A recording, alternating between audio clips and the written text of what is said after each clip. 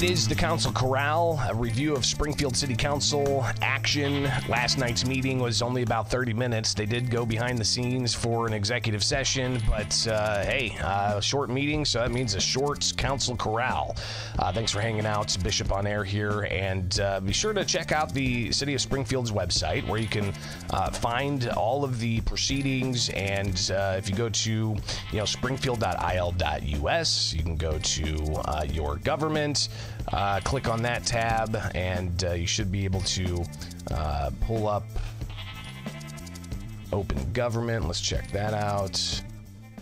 And then if you continue to proceed, you'll find where the meetings are. Where are we at? City Council. Here we go. Meetings and agendas. So go to City Council, meetings and agendas. Oh, that's no good. Go ahead and proceed. It's a secure website, I promise. But then you can see meetings archives, and last night was the Committee of the Whole. So you got to be sure to select the right one where you can see the agenda item. And each city's website is going to be different, right? But you can see here the Committee of the Whole and the agenda. So we'll go ahead and pull up that agenda just to give you an overview, because we're not really going to go through all of the ordinances that they tackled, because they just really put them on consent agenda.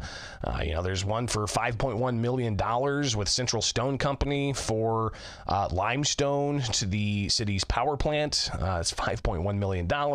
You have another one for $285,000 for some delivery trucks and various other equipment. Public Works getting some stuff. City, general city business being reviewed there. So they went through some of that, and it was really quick and short. But then it was time for citizens to address the council, where James Johnson, who addressed last week, wanted to be sure that he kept front and center the issue of that police-involved shooting of a young black male at the Sangamon County Juvenile Facility and the ongoing questions that there are about that situation. The article came out and it released in PD's body camera. Now, I don't know what any other private conversations been, and I don't know if I missed something, but I'm a little baffled. I'm a little concerned that there was a young black male shot and killed by our Springfield police. Again, for me, I've been around 20 years, so this ain't the first one. But here's another one for me. And I'm going to show my attitude and anger because I've been doing this, but it's out there too. You just don't get it. But I'm a little upset. Now, let me make this clear. We got some great Springfield police officers. We got some real good ones. But it only takes one bad one to make them all bad. That's not because I did it. It's just the way it is. Now, Johnson went on to talk about just the concerns he has about the story and how it unfolded. And in particular, when we reviewed this video last week, because Springfield Police did put out a narrative video of combination of, the body cam footage, security footage, surveillance footage from inside the facility that showed this juvenile firing a handgun inside the facility and then taking somebody hostage. Then you have the police arrive and neutralize the suspect, so to speak. James Johnson worried about what he saw unfold in that video that was released. An officer to grab his assault rifle while training an officer and shoot a young black male. Granted, we're going to a juvenile detention center. And if it's a hostage situation, it's even more concerning because I heard no commands on the video. All we saw was 1 or 2 shots. Now, maybe that doesn't bother you because it's not your kids, but it's somebody's kid. And yeah, was the kid in the wrong for having the gun? Yeah. But we can't. And I want to say this real loudly. We have mental issue problems in our community with our youth and adults. So Johnson went on to talk about how he wants more collaboration with the community. But then Springfield Alderman Chuck Redpath, who's former law enforcement, he responded and talked about the situation and just how tragic and unfortunate it all was. And the things I seen in that video, that officer was responding as he was trained. And it was a textbook response to a situation.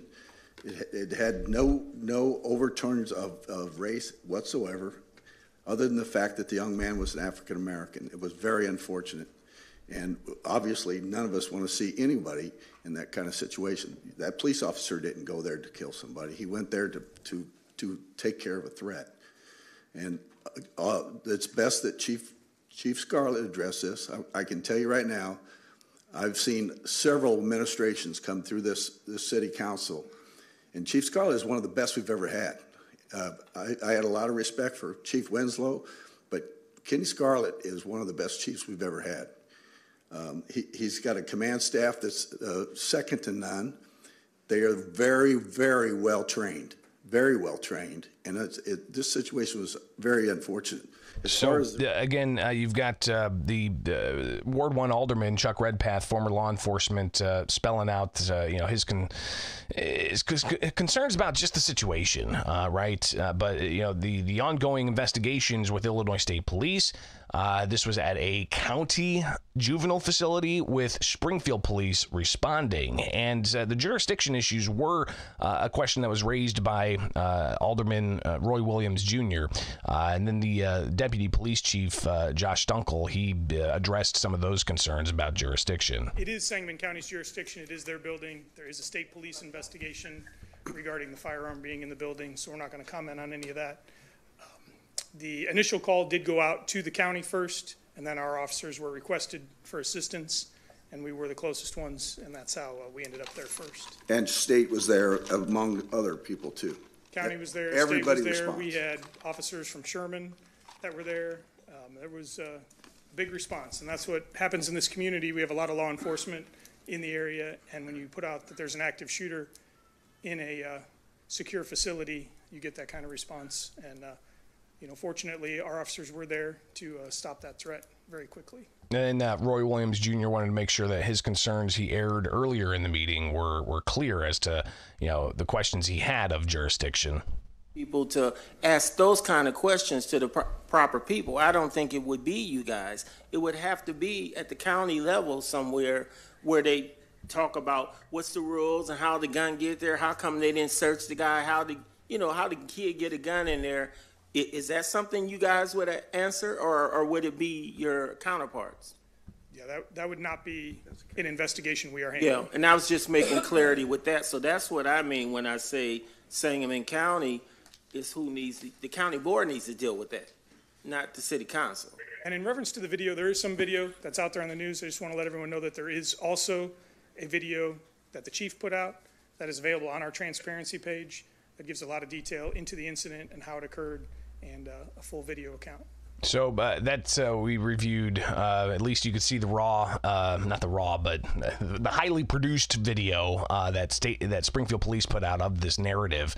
Cost $6,000. A city spokesperson told me to piece together the surveillance video from inside the juvenile facility, the police body cam footage, and the 911 calls, and a high def camera shot of the police chief explaining what happened on that night and why this video is set up the way it is.